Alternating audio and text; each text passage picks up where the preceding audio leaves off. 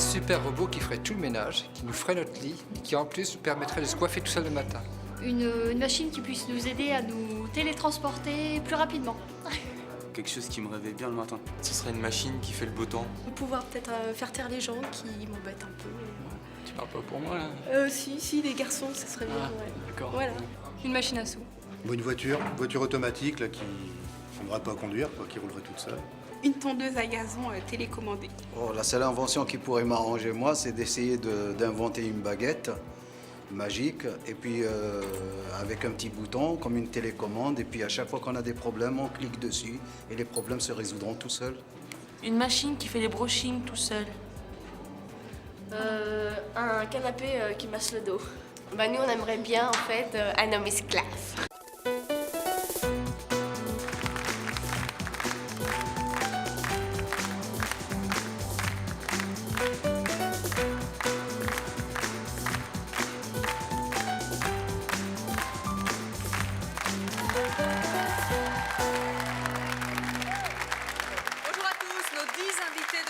Sont tous inventeurs et ils pensent avoir trouvé la solution pour résoudre tous nos petits problèmes quotidiens et ça, c'est leur choix. Nous avons donc présenté toutes leurs inventions à 10 personnes de notre public. Je vous demande d'accueillir très chaleureusement notre jury du jour qui a classé donc les inventions par ordre de préférence. Le voici.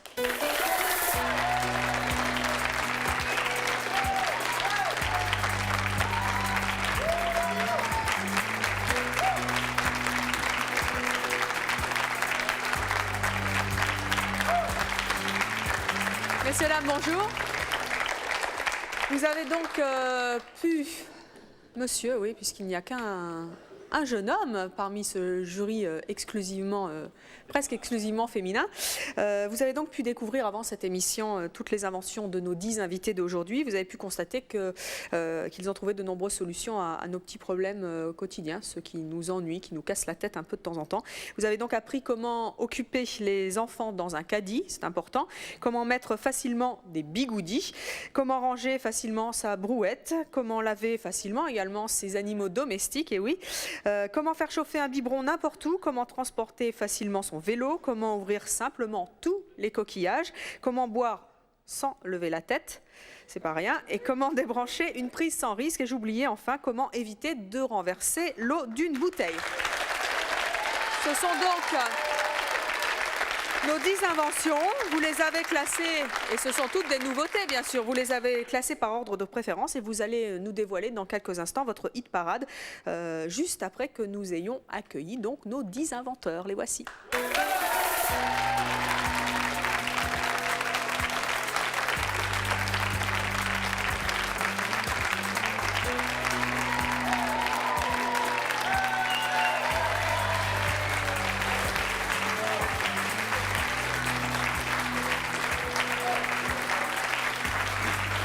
Messieurs, dames, bonjour, je vous en prie, vous pouvez vous asseoir. Faites comme chez vous. Nous allons découvrir dans quelques instants toutes les inventions que vous avez amenées sur ce plateau, des nouveautés donc qui vont peut-être révolutionner demain notre quotidien. En tout cas, c'est ce que vous pensez et c'est votre choix de les avoir inventées. Régine, bonjour. Vous avez 49 ans, vous êtes mariée, vous avez 2 enfants, vous êtes cuisinière. Donc le quotidien, ça vous connaît. Vous mettez votre micro pour parler, Régine, pour qu'on vous entende. Vous avez été donc désignée pour être la présidente de notre jury de 10 personnes. C'est vous donc qui allez avoir la lourde tâche de nous donner le classement au fur et à mesure de cette émission, le classement que vous avez effectué. Et d'après ce qu'on m'a dit, ça a été fait très très sérieusement dans les coulisses. Oui, très sérieusement, avec de longs débats, etc. Très très enrichissant. Pour savoir quelle était l'invention qui était la plus astucieuse, la plus ingénieuse. Et c'est pas souvent les plus importantes en forme ou celles que l'on croit qui ont été désignées. Avant que vous nous dévoiliez ce classement, je tiens à dire que les résultats ont tous été extrêmement serrés, comme c'est souvent le cas lorsque nous faisons des émissions sur les inventions. Régine, vous venez me rejoindre sur ce plateau. Installez-vous là. Et nous allons à présent découvrir votre classement, le classement de ces 10 inventions. Nous allons aller de la 10e à la première, évidemment, c'est logique. Alors, quelle invention est arrivée 10e de votre classement? La 10e, c'est le siège caddie. Bon, il s'agit de l'invention de Marianne et Émile, c'est ça? Oui. Marianne et Émile, venez donc.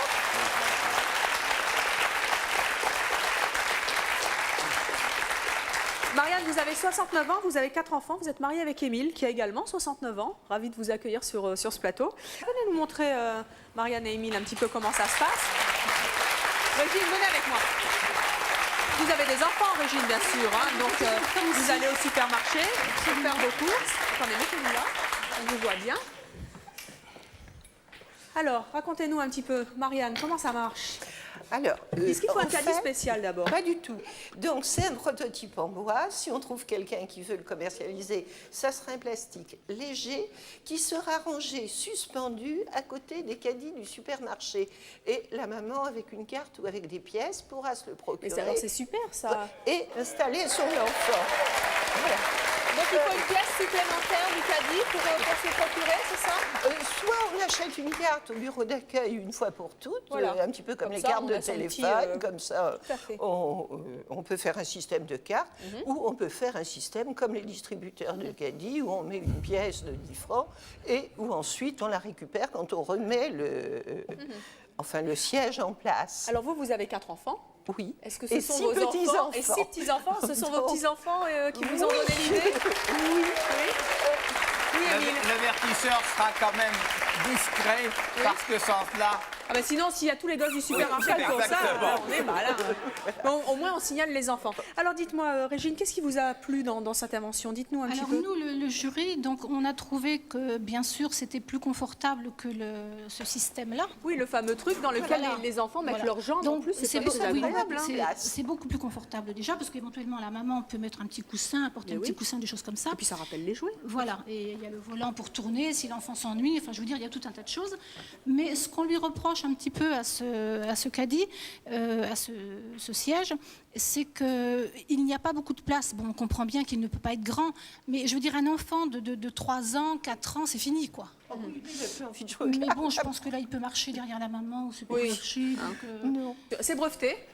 Oui, c'est breveté. C'est breveté, très bien. Mais écoutez, on espère qu'un industriel voudra bien... C'est ce que nous cherchons. Entendre... il y a un industriel de Haute-Loire qui est tout disposé à le construire, mais à condition qu'il y ait de la suite. Bien sûr, il faut trouver des supermarchés qui vous les commercialisent. Nous avons contacté les supermarchés, mais jusqu'à présent, on n'a pas eu de réponse. Eh bien écoutez, nous verrons bien, peut-être que vous aurez une réponse. Vous nous faites parvenir, bien sûr, tous les messages que vous avez. Merci Marianne et Émile. Alors, Régine, dites-nous un petit peu. Après la 10e, il y a la 9e position, donc c'est la brosse à chien qui est arrivée en 9e position. La brosse à chien, et il s'agit de l'invention de Mireille. Oui, Mireille. Mireille, bonjour. Venez avec nous, venez.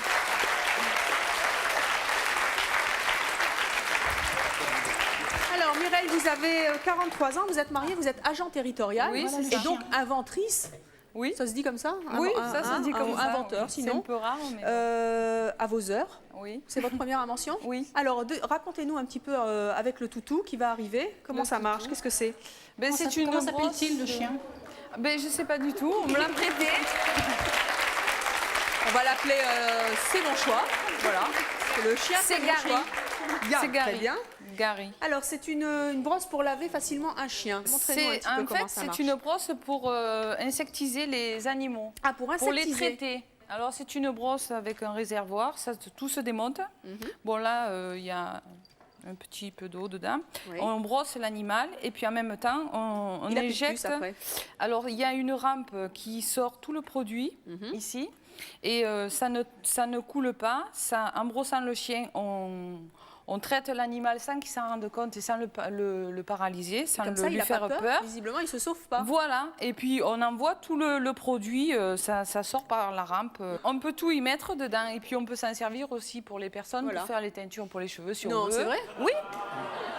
Écoutez, je donnerai ça à notre équipe de coiffeurs. Bien sûr, parce que tout se démonte. Et bon, là, dedans, il y a de l'eau. Est-ce que quelqu'un va se brosser les cheveux avec? Après les poils. Non, il y a un peu de poil de chien quand même. Hein. Non, il n'y a pas de volontaire? Un volontaire du jury? Non?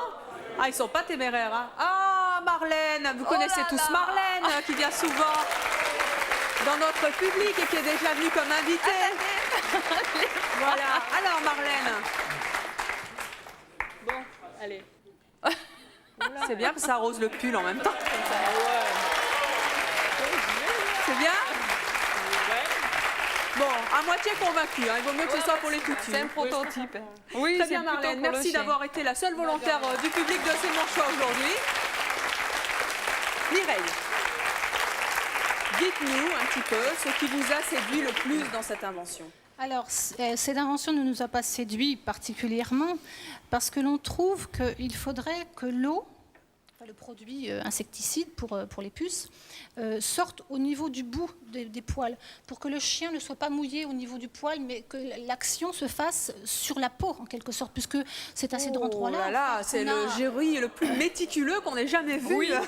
Je peux répondre à cette question parce que justement, on y avait pensé quand j'ai fait l'invention, j'y ai pensé, mais on ne pouvait pas mettre des trous au picot parce que quand on traite l'animal, comme tout le monde, dans les cheveux, on a du séborum, c'est ce qu'on dit. C'est bon? C'est ça, pardon. Et donc, ça boucherait, ça obstruerait les trous. Puisque ça se démonte et ça se lave entièrement, je pense qu'il peut y avoir un système de pression. Et en faisant pression, s'il y a des petites choses et des petits résidus... Écoutez, Mireille, c'est-à-dire vous allez suivre les conseils de notre jury représenté par Régine, et puis vous reviendrez dans quelques mois où vous verrez si vous pouvez tenir compte de ces remarques qui sont judicieuses. Je vous remercie, vous pouvez rejoindre votre place. Alors... Régine, quelle est donc l'invention qui arrive 8e dans votre classement? Alors, l'invention qui est au numéro 8 est le bouchon adaptable. Le bouchon adaptable. Alors, ça, c'est l'invention d'Abdelkader, c'est ça? Abdelkader, venez avec nous, je vous en prie. Abdelkader, vous avez 33 ans, vous êtes célibataire. Oui. Et inventeur, donc, de cette invention. Vous affirmez avoir trouvé une solution pour empêcher l'eau de tomber d'une bouteille. Qu'est-ce que c'est que ça? Tout à fait. Comment ça marche? L'invention, c'est un dispositif de sécurité. Alors, je vais vous faire une démonstration. L'eau ne se renverse pas alors? L'eau ne se renversera pas. Alors je vais vous faire une démonstration. Alors une fois qu'on enlève le bouchon, vous avez un manchon qui remonte et qui ferme le récipient. Oui. Donc là, la bouteille est fermée. Oui. D'accord? Alors si c'est un produit d'entretien, nocif, facilement inflammable, pardon. Alors si on veut une petite dose, il suffit simplement de renverser le récipient et d'appuyer et de relâcher pour avoir une ou plusieurs doses. D'accord. D'accord? D'accord. Par contre, si je veux renverser le produit normalement, il suffit tout simplement d'appuyer et de tourner. À ce moment-là, je peux renverser le produit normalement. D'accord. Comme un récipient professionnel. Par contre, si je pose le récipient doucement, il reste ouvert. S'il se renverse accidentellement, il se referme automatiquement. Mais comment vous avez fait ça? C'est un tour de magie. Comment vous avez fait ça? J'ai eu l'idée tout d'abord. Attendez, je comprends rien du tout. Mais comment ça, si ça bouge, qu'elle dit la dame là-bas? Alors là, c'est un prototype pour l'instant. C'est du café, c'est pas de l'ammoniac. Non, c'est du café pour l'instant. Bon, et alors pif, là ça marche pas. Ça marche pas. On veut pas le faire d'une main visiblement. Bah si, il suffit d'appuyer et de tourner. À ce moment-là, on peut renverser le produit normalement. Et si je la fous par terre? Bah, faites-la tomber. Ouais. Elle se ferme. Et elle y arrive. Extraordinaire. Donc ce dispositif convient tout à fait pour les produits dangereux en fait. D'accord. Voilà. Ou vous intégrez ça directement sur le flacon. Voilà. Hein, pour les produits dangereux, c'est mieux de le mettre au départ. départ. L'industriel devra le mettre au départ, sinon je ne vois pas l'intérêt d'avoir une sécurité. Bien sûr. Alors dites-moi un petit peu, Régine, qu'est-ce qui vous a le plus plu dans cette invention? Eh bien, on a trouvé cette invention quand même très extraordinaire parce que bon, pour les produits dangereux, pour les enfants, c'est très important. Bah alors pourquoi vous l'avez mis 8e? Oui, mais bon, parce qu'il y a des petites choses qui ne nous plaisent pas. On a trouvé que c'était un petit peu, le côté moins, c'est qu'on a trouvé que c'était un petit peu grossier. C'est pas esthétique. C'est pas très esthétique. Ah oui, c'est un prototype pour l'instant. Oui, bon, je pense qu'il sera de couleur peut-être pour quand il sera en vente.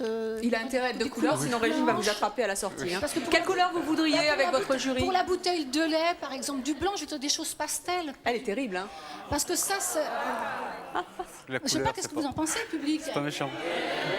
Donc, voilà. Mais c'est vrai, c'est très très important parce que quand on fait quelque chose pour les femmes notamment, hein, et qui s'occupent de leur quotidien, il faut toujours penser à l'esthétique, c'est très très important. Oui, parce que c'est quand même quelque chose qu'on a sur la table, la bouteille de lait, c'est vrai. La bouteille d'eau minérale. Quelque chose qui soit ludique. Enfin là, c'est un prototype que j'ai fabriqué aussi avec les moyens du bord. Voilà. Si vous voulez, hein.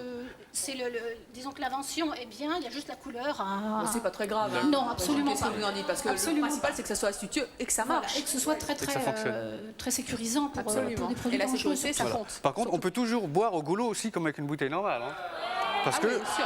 quand on met les lèvres dessus, on appuie sur le clapet et forcément ça ouvre. C'est un système qui existe d'ailleurs sur, voilà. sur Et une fois qu'on remet le bouchon, le le dispositif rentre à l'intérieur et la bouteille est tout à fait normale. Et là, vous en êtes où? C'est commercialisé? Je recherche des partenaires justement industriels dans le but de la commercialiser. Eh bien, écoutez, j'espère, mais je pense déjà que vous allez en trouver, que votre invention sera la bienvenue. Vous pouvez rejoindre votre place. Régine, venez donc vous asseoir avec moi. Alors, on arrive à la 7e. Ça commence à chauffer, là. Et en plus, c'est tout à fait de... C'est ce que vous dites. C'est le cas de le dire, mais c'est le chauffe-biberon. Vous n'aviez pas vu mes notes. Et non. Et donc, c'est le chauffe-biberon qui arrive en 7e position. Alors, ce chauffe-biberon, c'est Jean-Pierre qui l'a invité. Où est donc Jean-Pierre? Jean-Pierre, vous rejoindre sur le plateau. Jean-Pierre, vous avez 47 ans, vous êtes marié, vous avez 3 enfants, vous êtes enseignant. Oui. Et inventeur à vos heures. Formateur, enseignant-formateur. Et inventeur à vos heures. Tout à fait. Vous avez donc, et vous pensez avoir trouvé une solution pour réussir à chauffer un biberon absolument n'importe où, ce qui arrangerait beaucoup de mamans pour ne pas se trimballer avec tout le matériel. Pour rendre l'indépendance en fait à la maman. Alors c'est quoi? Ça marche comment? Dites-nous un petit peu. Il faut dire qu'un biberon, avant de le faire chauffer et de le donner au bébé, on le stérilise. Donc ce biberon, on le stérilise, c'est la seule opération nécessaire pour qu'il puisse chauffer par la suite.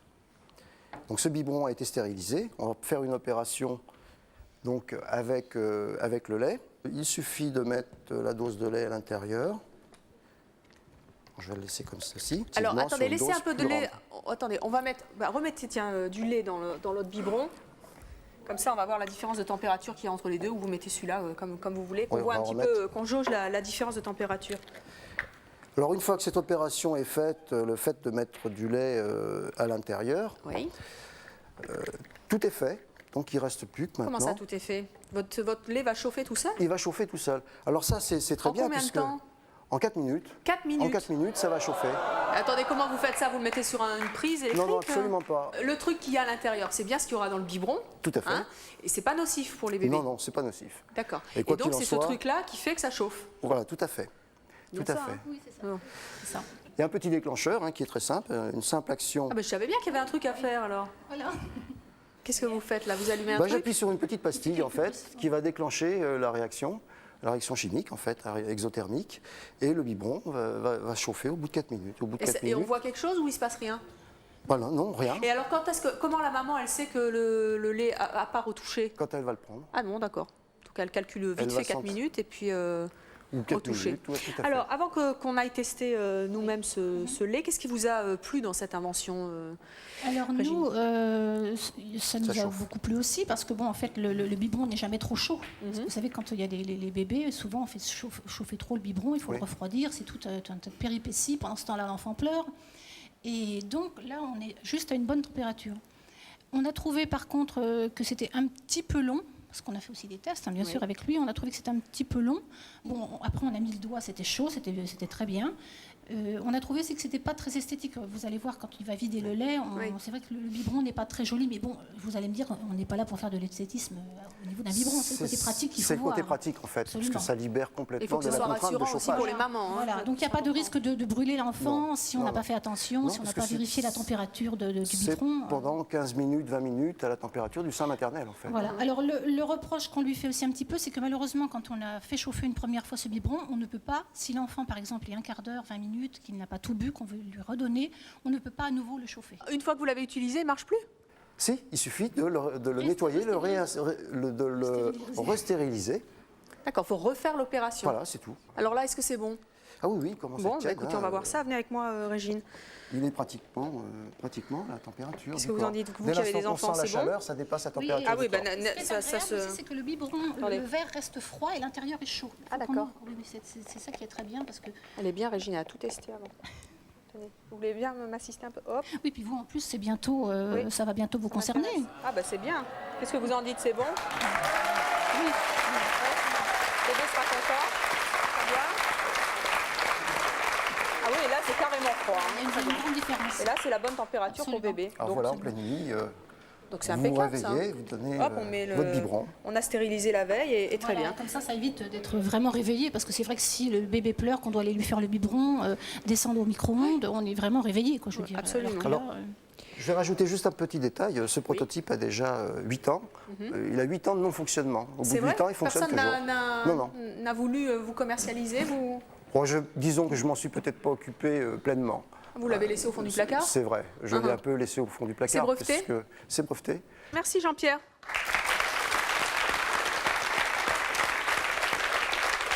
Alors Régine, nous arrivons maintenant à la 6e invention, celle qui est arrivée 6e dans votre classement. Donc ce sont les bigoudis. Ah, les bigoudis chauffants? Les bigoudis chauffants. Mais ils ne sont pas chauffants, non, ils m'avaient un petit peu décoiffé tout à l'heure. Pratique alors, voilà, si je ne m'abuse.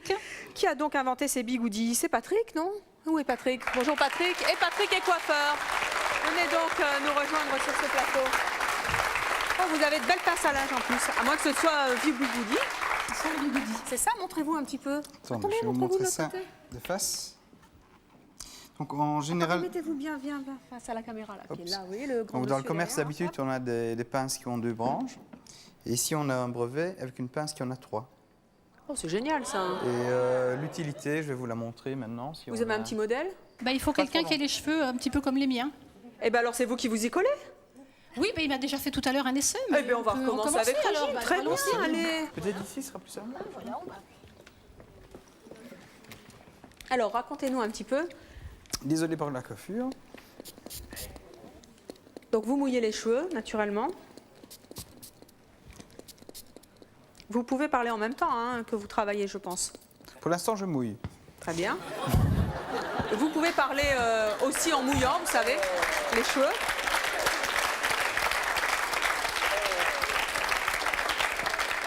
Régine est vraiment formidable. Non seulement c'est un jury formidable, une présidente de jury formidable, vous en conviendrez, messieurs, dames. Et en plus, un modèle très sage pour l'instant. En général, dans les salons de coiffure, qu'est-ce qu'on trouve? C'est souvent des bigoudis permanentes qui imposent leur forme à la mèche. Donc on tourne 2-3 fois. Et souvent, on a une frisure qui est trop importante. Je suppose que beaucoup de personnes n'aiment pas d'aller chez le coiffeur faire une permanente parce que ça boucle de trop. Alors on a inventé ici, c'est une pince donc à 3 branches. On a un petit numéro 1 ici, un petit 2 là. Et alors tout simplement, on prend avec la première partie... N'allez pas trop vite, Patrick, parce que... Première partie de la mèche, donc on la met dans la A. On tourne bêtement une fois. Et on fixe la racine. Donc vous avez toujours une boucle qui est adaptée à la longueur du cheveu. Elle ne s'adaptera jamais au bigoudi, mais toujours à la longueur du cheveu. Et ça permet, pour des personnes qui ont les cheveux courts à mi-long, comme madame ici, d'avoir après une permanente qui est très naturelle, sans devoir repasser avec des brosses après dedans. Ça peut s'appliquer pour les permanentes, pour les mises en pli. Et ce qui est assez marrant avec cette pince, c'est qu'elle garde toutes les autres propriétés d'une pince normale. Donc elle a un plus par rapport à toutes les autres pinces, c'est qu'elle aide finalement comme un bigoudi à enrouler les cheveux, mais ça reste naturel avec ça. D'accord, c'est-à-dire que vous passez le cheveu avec une pince et après vous... On tourne avec l'autre. D'accord. Je peux le remontrer. Donc ça c'est la première partie. On prend le bout, on tourne une fois. Et hop, on repince avec l'autre. Et ça convient très bien pour les hommes aussi, qui n'aiment pas trop de frisure, et les dames aussi qui n'aiment pas avoir trop de permanentes trop frisées. On sèche les cheveux après et ça reste très naturel. Pour permanente, on va voir mise ce que ça en donne pli, sur une tête entière, puisque je crois que vous l'avez posé Voilà, sur une jeune fille. Venez, Oui. venez donc avec nous.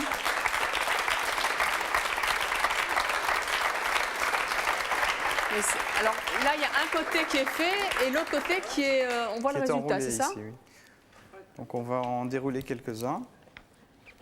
Patrick, alors on n'a plus, avec ces pinces-là, il n'y a plus de traction sur le cheveu. Quand on enroule un bigoudi, il y a toujours une tension qui est très mauvaise pour le cheveu. On croque souvent aussi la pointe du cheveu. Et avec ceci, ça reste très naturel. On n'a plus ces lignes de séparation. Et, après, ça, c'est le côté que vous avez défait avant, hein, c'est ça? Ça, c'est le côté qu'on a défait de l'autre, oui. Alors, est-ce que vous les sentez, là, les bigoudis sur vous? Non, non, pas du tout. C'est confortable? C'est léger, ouais. Vous avez l'impression d'avoir des bigoudis sur la tête? Non, même pas, on sent rien du tout. Pourtant, vous avez des pinces. Ce qui n'est pas le cas avec les bigoudis traditionnels, parce qu'en général, on tire très fort dessus. Et ça Premièrement, vous tire pas, ça fait mal. Non, non, pas du tout. C'est vrai que ça a l'air assez léger. Hein. Et après, bon, la cliente peut simplement, en passant un peu de séchoir dedans, elle a une ondulation naturelle. Et la boucle est toujours adaptée à la longueur du cheveu. Oh. Très bien, merci mademoiselle. Alors, dites-moi que Régine, qu'est-ce que... Venez avec nous, Patrick. Régine, qu'est-ce que... Il y a une dame là, elle est fascinée, hein. C'est vrai? Ah bon, bah c'est bien. Donc on a trouvé que c'était un procédé quand même qui était super parce que tout le monde a eu une fois dans sa vie une permanente, c'est l'horreur. On a très mal au cuir chevelu, je veux dire pendant au moins 2 jours. Et en plus, bon, souvent c'est trop frisé, il fallait après, c'est tout un... Et ils chassent en général tous maintenant des systèmes alternatifs qui permettent aux gens, parce qu'on a une autre époque de vie, maintenant on ne veut plus trop de boucles. Et ce système correspond très bien à la jeunesse qui aime bien avoir quelques boucles pendant 2-3 mois. Et puis les moins jeunes aussi qui ne veulent pas avoir l'air d'un mouton tout frisé. Je dirais aussi les hommes parfois qui ont souvent une coiffure qui va vers l'avant, qui aimeraient bien avoir un mouvement vers l'arrière. Si vous faites ça avec une permanente, vous prenez un bigoudi petit et c'est un mouton. Et avec ceci, vous faites un mouvement vers l'arrière. Très bien. Et les petits moins? Et alors le petit moins, bah, on regrette, mais on pense que ça va se faire. C'est que les personnes qui ont des cheveux longs ne puissent pas en profiter. Il faut faire des grosses pinces. Oui, il faut faire... Non, c'est pas fait spécialement pour les cheveux longs, donc il faut un cheveu court à mi-long. Ce qu'il y a moyen de faire dans les cheveux longs, c'est de les tirer dans le bas vers l'extérieur. Et vous y réfléchissez un petit peu aux cheveux longs ou on en fait. Oui. On en fait. Donc on tourne les cheveux vers l'extérieur, ils tiennent très bien parce qu'un bigoudi, c'est pas évident à faire. Et ça a un certain avantage. Donc ça peut faire un peu le système de coiffure d'Evelyne, quoi, comme ça. Voilà, un peu vers l'extérieur. Je viendrai avec des pinces la prochaine fois. On ne peut pas faire une coiffure toute bouclée. Voilà. Eh bien, merci Patrick. Vous pouvez rejoindre votre place. Nous arrivons à l'invention qui est arrivée 6e dans votre... 5e, Evelyne. 5e déjà? Mais oui, mon Dieu. 5e, donc c'est le verre échancré. Oh mon Dieu, qu'est-ce que c'est que ça? C'est un verre, c'est toute une histoire. Toute une histoire que va nous raconter Guy, puisque c'est Guy qui l'a inventé. Venez Guy.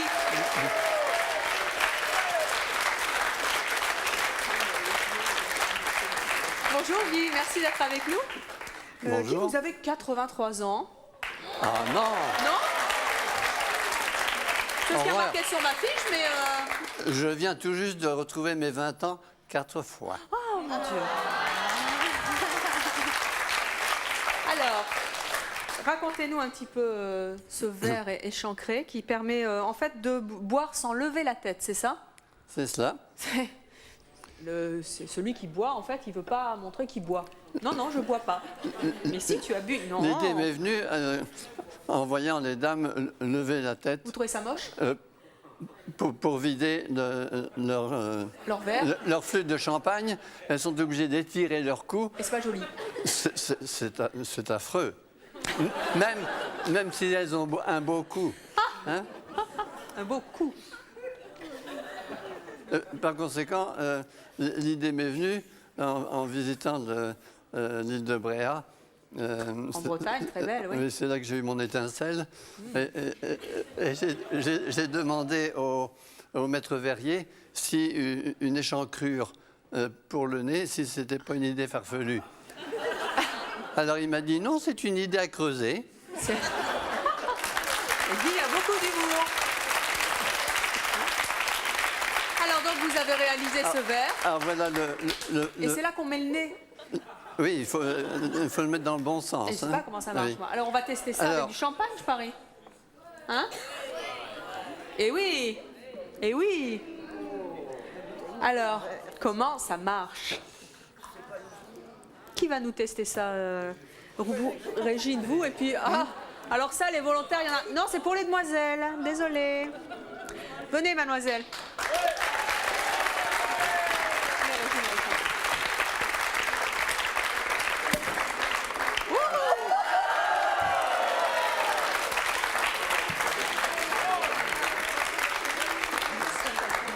Qu'est-ce qui a secoué la bouteille avant? C'est vous, Guy. Ah non, c'est pas moi. Voilà, un petit farceur. Une petite farceuse. Ah bon? Alors, venez un petit peu, mademoiselle. Comment vous vous appelez? Katia. Katia. Alors, Katia, Guy, dites un peu à Katia comment il faut qu'elle fasse pour bien boire, selon vous. C'est du bon? Oui, c'est du bon. Enfin, quoi, c'est du bon qu'elle dit? Du champagne, c'est toujours bon. Donc, mon nez est censé... Oui. maintenant? Oh, mais c'est fantastique, ça. Ça s'encastre dans le nez. Allez-y. Jusqu'au bout, hein, plus sec.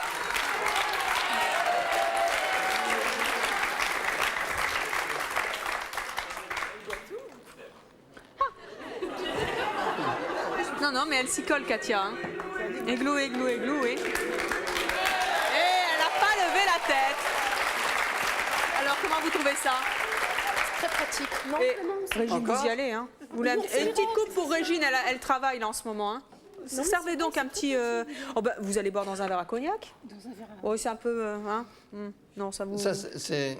Ouais, vous n'avez pas un petit cognac pour Régine? Un petit remontant. Alors, attendez, avant de passer à l'autre verre, comment vous avez trouvé ça? Très bien, très pratique. Non, c'est vrai, d'habitude, c'est vrai qu'on est comme ça, c'est pas très élégant. Et là... Non, puis c'est très mauvais pour le cou. Oui, en plus. Si on pour les cervicales, bien sûr. Et puis on risque risque de rester coincé comme ça. Et les cervicales qui en prennent un coup on également. risque de s'entrucher en plus. Ça va, ça vous plaît bien? Oui, beaucoup, oui. Bon, très bien. Et ben vous avez gagné une coupe de champagne. Vous pouvez retourner dans le public. Bravo, Katia. Alors,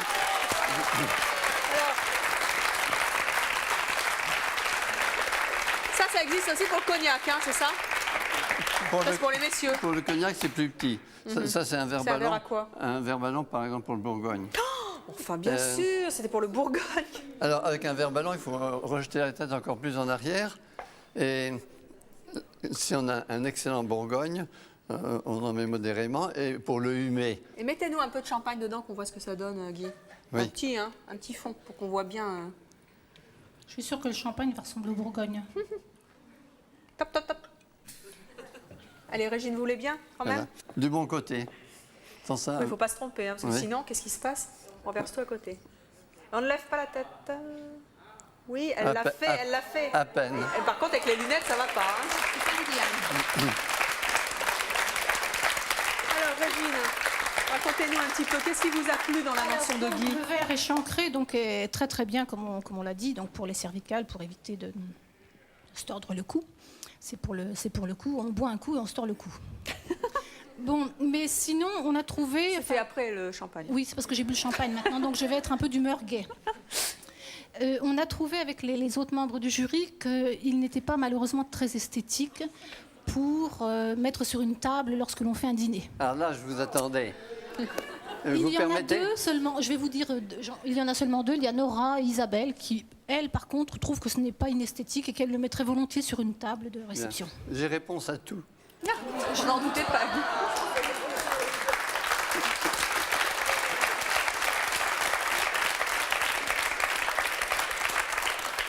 Dites-moi ce qui est le moins esthétique. Le cou d'une femme distendue ou bien une petite encoche qui lui évite ce malheur? Oui, au fond, vous avez raison. Absolument. Je n'avais pas fait la synthèse. Et voilà, on souhaite longue vie à ce verre échancré. Et puis à toutes vos bonnes réponses, hein, parce que Régine, attention, elle a la dent dure. Hein, elle a bien raison. Merci beaucoup, Guy. Vous pouvez rejoindre votre place. Laissez, on va s'en occuper. Eh bien, nous arrivons à l'invention qui est arrivée 4e dans votre classement. L'ouvre-coquillage. Oh, va-t-elle être aussi sévère que pour le reste? C'est l'invention de Michel. Michel, venez donc.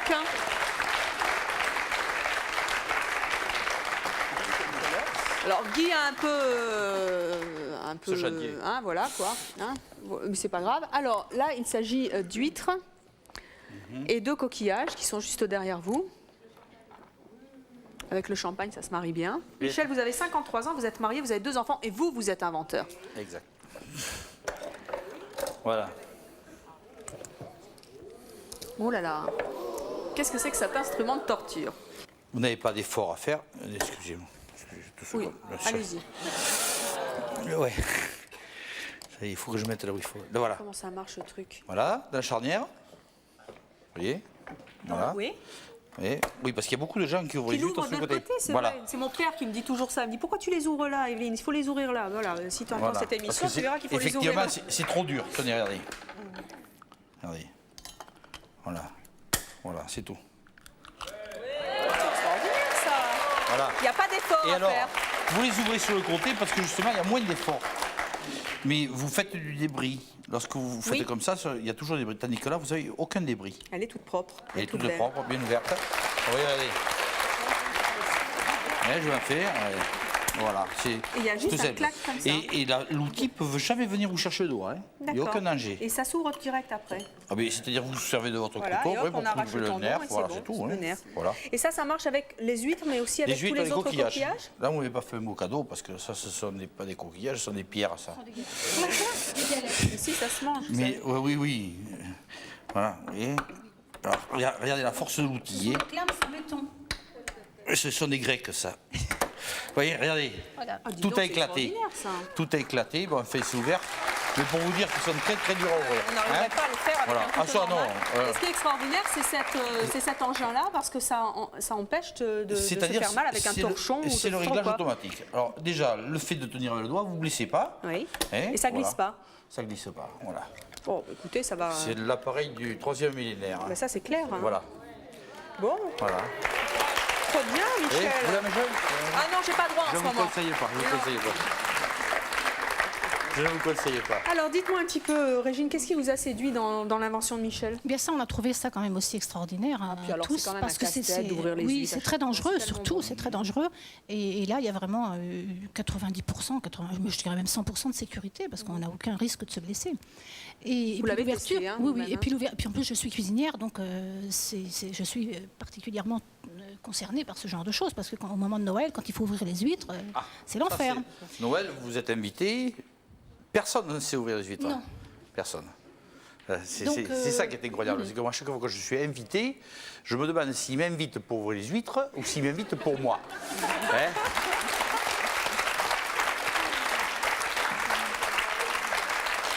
Donc c'est aussi la même chose pour moi. Comme je suis cuisinière, on m'invite aussi quelquefois pour... voilà. On est tous là, on peut se serrer la main. Voilà. Donc oui, côté pratique. Et alors, un côté très pratique, bon, on n'a pas trouvé de moins. Bon. Côté pratique, c'est que ça se nettoie bien, parce que c'est de l'inox. C'est de l'inox. C'est joli. C'est joli, oui. C'est un joli cadeau de mariage. Alors, vous avez trouvé 100% de réussite à cette invention, vous la classez 4e, qu'est-ce qui vous arrive? Et oui, mais je ne suis pas la seule à voter. Nous étions 10. Les 3 autres vont être top, top, top. Oui, mais je l'avais dit au départ, moi. Oui. Un jury constitué que de dames. Oh, misogyne. Non, 33 ans Vous allez de être mariage. recalé à la dernière place. Alors dites-moi, c'est breveté, c'est commercialisé déjà? Oui, c'est en train. En train d'être commercialisé. Voilà, vous trouvez facilement des industriels? En France, c'est un petit peu mou. C'est moins mou à l'étranger? Oui, à l'étranger, ça. Où, par exemple? Le Japon. Au Japon, les Japonais, quand même, extraordinaires. Ils sont toujours en avance sur tout. Grands innovateurs. Et oui, absolument. C'est le premier consommateur d'huîtres au monde, les Japonais. Eh bien, écoutez, vous m'en direz tant. Michel, je suis sûre qu'après ce passage et ce classement par notre jury, vous trouverez peut-être plus facilement des industriels novateurs. C'est moi qui fabrique. Et bien, des gens pour vous diffuser, alors peut-être. Hein, c'est ça que vous cherchez aussi. Et vous voyez, je continue de ménager. C'est bien. Vous pouvez rester là, Michel. Merci beaucoup. Et nous passons donc au... ça là, c'est le trio de tête. Hein. Voilà, c'est le trio de tête. Alors, donc, invention arrivée 3e. Après le bord de la mer, on va aller faire du vélo sur la plage. Vélo pliable. Le vélo pliable d'Henri. Qui est Henri? Henri, où êtes-vous? Henri, c'est vous? Bonjour Henri. Henri, vous avez 69 ans, vous êtes marié. Exact. Et vous avez donc inventé quoi donc? Mais c'est cette chose-là, c'est un vélo. Qui est juste là, vous voyez. Tellement petit qu'on ne le voit pas. Ah, extraordinaire, il était juste derrière moi. Voilà. Alors, montrez-nous ça un petit peu. Bien voilà, un vélo avec lequel vous pouvez aller vous promener en ville. Alors si on veut le faire pédaler, c'est-à-dire s'en servir comme d'une bicyclette, vous avez juste un mouvement à faire. Oh. Et vous avez une bicyclette. Extraordinaire ça. Et donc c'est extrêmement pliable donc et transportable partout. Oui, avec j'aurais soi. voulu vous faire une démo mais roulée, écoutez, mais... qu'à cela ne tienne, on va pousser ça. Hein. Voilà, c'est tout, c'est bon. Voilà. On peut applaudir très fort. Henri qui va faire du vélo pliable pour nous. Et ça marche.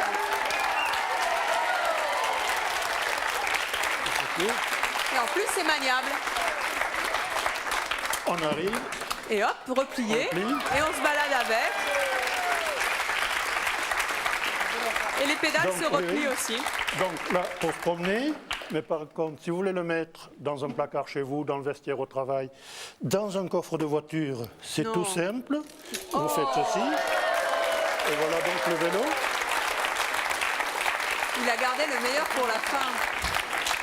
Et Henri, les petits trous, c'est pas gênant pour rouler? Ce n'est pas pour faire le Tour de France, c'est pour un déplacement en ville, sur le bitume des villes, et sans esprit de performance, ça va très bien. Ah bien écoutez. Voilà. Régine, qu'est-ce qui vous a plu, séduit dans cette invention avec votre jury? C'est le côté facilité de pliage et de dépliage de ce vélo. Et aussi une chose qu'a oublié de dire monsieur, je ne sais plus son prénom, Henri, c'est qu'il n'a pas dit que les petits-enfants peuvent aussi monter dessus et les grandes personnes, puisque la selle est modulable. Bien sûr, puisque vous voyez, si on est grand, on peut faire ça. On peut se reposer peut-être de certaines choses. Donc ça c'est très bien parce qu'on peut partir à la campagne avec un seul vélo. Quand maman est revenue chercher le pain, les enfants peuvent aller faire du vélo. On n'a pas besoin de plusieurs vélos. À partir de 6 ans, 7 ans, suivant la corpulence de l'enfant, on roule avec. On peut lui mettre le guidon à sa portée. Il peut coulisser pour être plus bas. Et ainsi de suite. Un vélo pour toute la famille. C'est le même vélo qu'on achète pour papa, les petits-enfants et tout le monde. Très bien. Encore une fois, c'est une économie aussi parce qu'en fait... Absolument. C'est un vélo qui coûterait plus cher qu'un vélo normal? Il serait comparable aux vélos pliants existants, avec l'inconvénient de ces vélos, je ne veux pas les dénigrer puisqu'ils existent, mais quand ils sont pliés, il faut les transporter à la main. Donc pour moi, ils sont plus gênants pliés que ouverts. Tandis que vous, on se déplace avec puisque ça roule. On se déplace avec. Bien sûr. Et les petits moins, s'il y en a? On n'a pas trouvé de petits moins. Ah bon, bah écoutez. Mis à part ces petits crochets, mais c'est un prototype, encore une fois. Donc, c'est pour mettre les courses. Oui, c'est pour accrocher éventuellement un sac, des choses comme ça. Un membre du jury avait dit que c'était peut-être un petit peu dangereux, mais bon... c'est un prototype, j'ai mis juste ça. Parce que l'idée m'est venue sur la fin, j'ai dit tiens, je pourrais mettre ça, c'est tout. Vous avez breveté tout ça?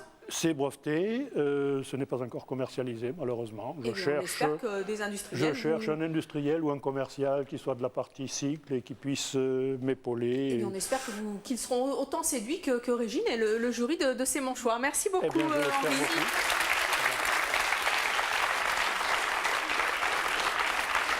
Alors Régine, les choses commencent à se corser puisqu'on arrive à l'invention qui est arrivée deuxième. L'étau se resserre. Ça a été difficile, je le disais au début de l'émission. Oui, c'était très difficile. Très serré. Oui, c'était très serré. Alors, en numéro 2, bien, nous sommes encore avec quelque chose qui est pliable, parce que je vois que le pliable devient très à la mode. C'est la brouette pliable. Non, la brouette pliable. Qui a inventé ça? Mais il s'agit de Sylvie. Bonjour Sylvie. Bonjour. Sylvie, venez donc avec votre brouette pliable. Sylvie, vous avez 50 ans, vous êtes divorcée, vous avez 2 enfants et vous êtes vous aussi inventeur. Oui, tout à fait. Femme inventeur, c'est bien. J'ai inventé les balles de lavage. Alors, je les ai mis dans ma brouette pour vous les montrer.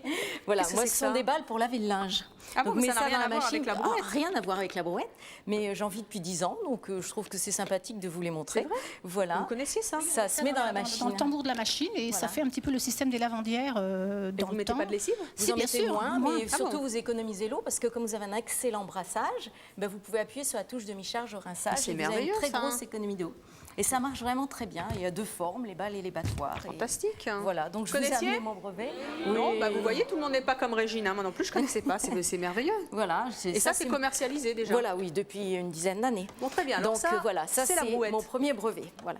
Et puis ça, c'est la brouette. Alors c'est le brevet d'un ami. Elle fait 4,5 kg. Vous voyez, c'est vraiment léger. Voilà, elle se plie, elle rentre dans le coffre d'une voiture. Vous pouvez l'accrocher au mur pour la ranger ou la mettre dans un placard. Pratique. C'est très pratique. Donc, elle peut transporter 45 kg de marchandises. Alors, pour que la toile dure longtemps, je vais vous expliquer comment remplir votre brouette. Vous appuyez toujours votre marchandise sur la toile du fond, que ce soit un cajot ou des bûches ou tout ce que vous mettez dedans, vous le couchez sur la toile du fond. Et si vous mettez plusieurs couches de bûches, une première couche, mais alors, une comment deuxième, on fait? Parce que pour mettre les bûches, il faut être de ce côté-là. Non, mais vous pouvez vous mettre où vous voulez. Ça oui, pose pas de problème. On les pose là, comme ça. Parce que donc c'est à plat, c'est ça que vous voulez dire. Si vous les mettez comme ça, vous allez appuyer sur la toile à 2 endroits et au bout d'un moment, ça va se déchirer. Tandis que si vous les couchez sur la toile, vous n'abîmerez pas votre toile. Très bien. Elle est entièrement démontable, la brouette, donc pour changer la toile, ça ne pose pas de problème.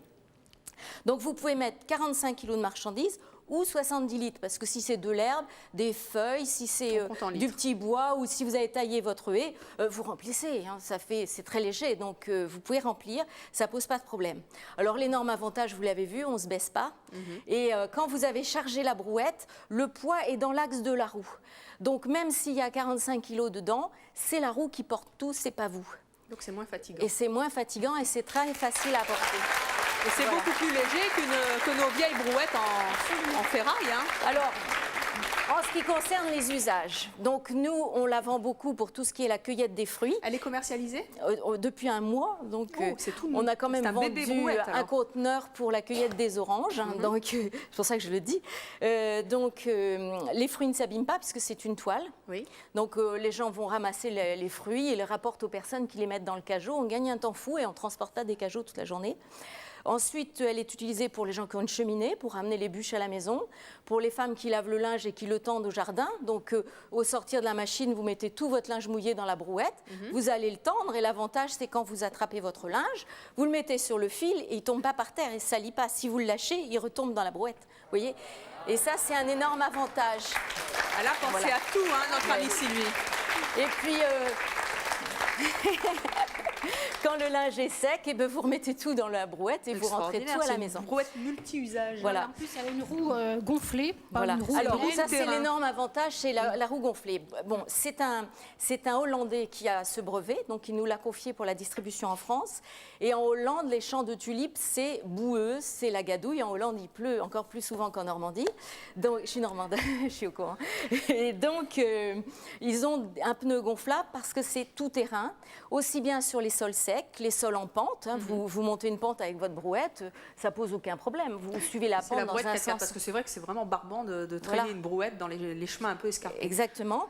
Donc, ça va très bien aussi bien sur du gravier, sur du sable, sous les arbres dans la forêt. Vous allez en forêt voler du petit bois, chercher du petit bois, pardon. Très bien. Et hop, vous mettez tout dans la brouette. Parce que la roue, en fait, ne s'enfonce pas.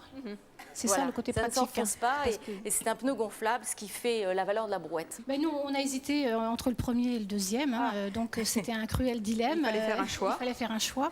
Et donc, on ne lui a rien trouvé de moins, quoi. Et ça coûte combien? Elle est commercialisée à francs et on la vendait à prix défiant toute concurrence. Non, c'est pas cher, c'est vraiment pas cher. Si par malheur on perce la toile, on peut Alors, recommander si on perce facilement la toile, une toile. Il n'y a pas de problème. Voilà, approvisionnement. elle est entièrement démontable, donc vous démontez, vous pouvez vous-même refaire une toile ou vous nous commandez une toile. Une nouvelle toile, on n'est pas obligé de tout racheter, bien sûr. Absolument.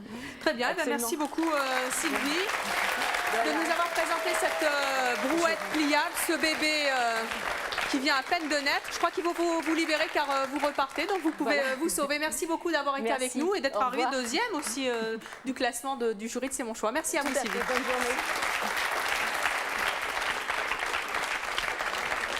Et donc, qui arrive en tête, notre vainqueur? Qu'est-ce donc que ce débrancheur? Tout le monde se demande, le débrancheur. Un débrancheur, qu'est-ce que c'est à votre avis? C'est l'invention d'Abdel. Abdel, venez avec nous. Bonjour Abdel. Bonjour. Abdel, vous avez 42 ans. Oui. Vous avez donc inventé ce débrancheur. C'est une solution pour débrancher une prise sans risque. Montrez-nous un petit peu cet engin. Alors. Non. Est-ce que quelqu'un veut la tester? Tenez madame, venez donc la tester là. Je vous ai dit qu'on peut peut-être l'enlever aussi avec le doigt de pied. Tout à fait. Ah, Régine est formidable. Elle fait tout avec ses pieds.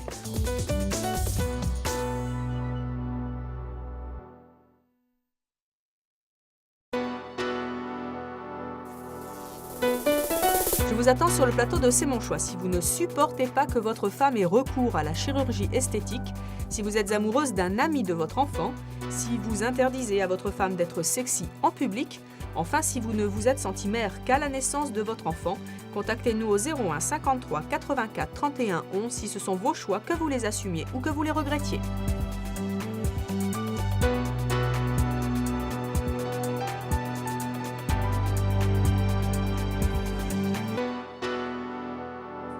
C'est une solution pour débrancher une prise sans risque. Montrez-nous un petit peu cet engin. Alors, il s'agit d'un tout petit bout de plastique en fait.